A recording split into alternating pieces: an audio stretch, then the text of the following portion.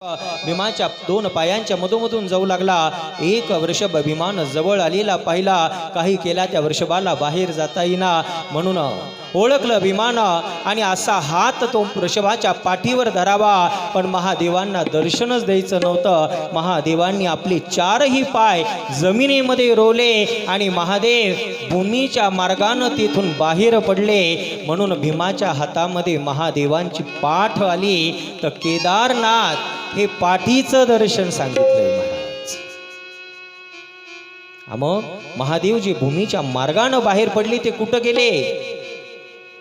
नेपाळ, काठमांडू ज्या ठिकाणी असलेलं पशुपतीनाथ, म्हणून केदारनाथ आणि पशुपतीनाथ हे दोन्ही मिळून एक ज्योतिर्लिंग सांगितलंय। प्रथम पाठीचं दर्शन आणि तदनंतर मुखाचं दर्शन। असं मुख जे पंचमुखी येतं।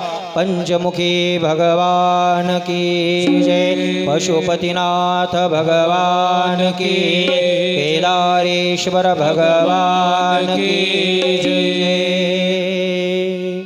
ओम नमः शिवाय।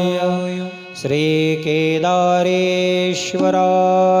नमः। असे केदारनाथ पशुपतीनाथांचं वर्णन 12 ज्योतिर्लिंगामध्ये। ज्या समयाला सूत महाराजांनी पुढे भगवान भोलेनाथांचं भीमाशंकर ज्योतिर्लिंगाचं वर्णन करावं, ज्या मकर राशीच्या आराध्य असलेले भीमाशंकर प्रभू, भीमा नावाचा उन्मत्त असा एक दैत्य, जो कुंभकर्ण कर्कटीचा पुत्र असून ज्याने राम म्हणजेच भगवान श्री हरी विष्णूंच्या नामाला विरोध जिथे करावा महाराज, ज्याने सर्वप्रथम ब्रह्मदेवांची दिव्य अशी तपश्चर्या करावी, दिव्य वरांची प्राप्ती व्हावी, पृथ्वीसह त्रिभुवन ज्याने जिंकावा, ज्याने वैकुंठ जिंकावा, सर्वत्र अधर्म करावा, सर्व राजांना बंदिस्त करावं, एकच राजा भूमीवरती नाव त्याचं सुदीक्षण राजा महाराज। ज्या सुदीक्षणाच्या पुण्याईनं भूमीवरती प्रभूंची दिव्य अशी कृपा झाली, जेथे सर्व राजांची मुक्तता झाली।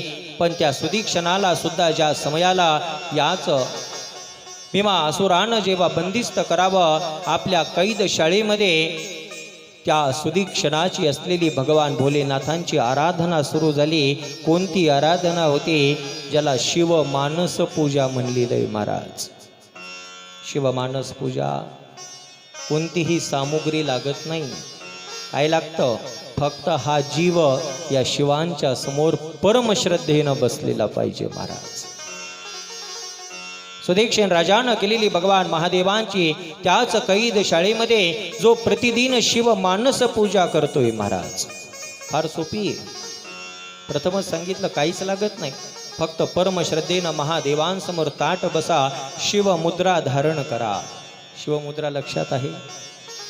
2 प्रकारच्या शिवमुद्रा आपण परवा घेतल्या होत्या। आणि परमश्रद्धेनं महादेवांचं ध्यान करावं। रत्ने कल्पितमासनं हिमजले, स्नानं च दिव्याम्बर, नानारत्नविभूषितं मृगमदा, मोदाङ्कितं चन्दन, जाति चंपक बिल्वपत्र रचित, पुष्पं च धूपं तथा, दीपं देवदयानिधे पशुपते, रत्कल्पितं गृह्यता, सौवर्णे नवरत्नखण्डरचिते, फक्त स्वरधरा, सौवर्णे रवरत्नखण्डरचिते, पात्रे घृतं पायस, भक्षं पञ्चविधं पयोदधियुत, रम्भाफलं पायस, शाकानामयुतं जलं रुचिकर कर्पूरखण्डोज्ज्वल ताम्बूलं मनसा मया विरचित भक्त्या प्रभो स्मिता।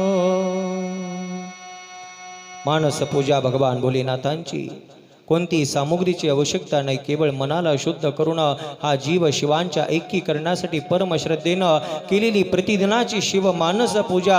आणि ज्याचं प्रमाण सांगितलंय, ज्या प्रकारची शिव मानस पूजा सोमवार, प्रदोष, शिवरात्र, चतुर्दशी, अक्षय तृतीया, एकादशी अशा शुभ पर्वणीमध्ये ज्या समयाला ही शिव मानस पूजेचे 1,00,000 पाठ जिथे पूर्ण होते, तीच मानस पूजा भगवान शिव ज्या जीवाची मान्य करून जीव शिव ऐक्य होईल महाराज। राजा या सुदीक्षणाचं पुण्य असं सांगितलं। वार्ता गुप्त हिराणकडून राजा भीमासूर दैत्याला प्राप्त झाली, ज्याने भूमीवरचं सर्व पुण्य लयाला केले। एकच राजा भूमीवरती पुण्यवान आहे, हाच सुदीक्षण राजा माझ्या कैद शाळेमध्ये